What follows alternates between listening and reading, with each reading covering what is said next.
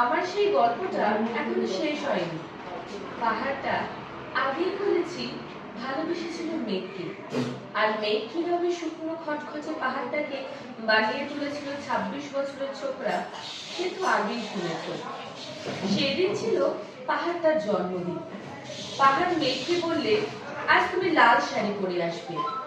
মেঘ পাহাড়কে বললে, আজ তোমাকে স্নান করিয়ে দেবো চন্দন জলে।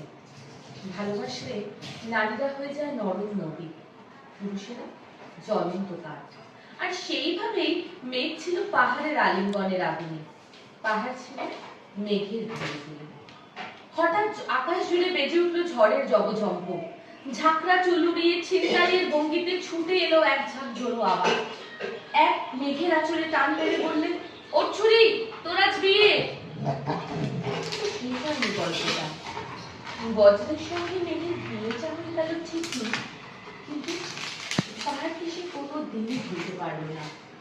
বেশার সঙ্গে ছিঁড়ে দেখতে পারবে, পাহাড়টার হাড় পাথর এখন করছি শত ঝর্ণার।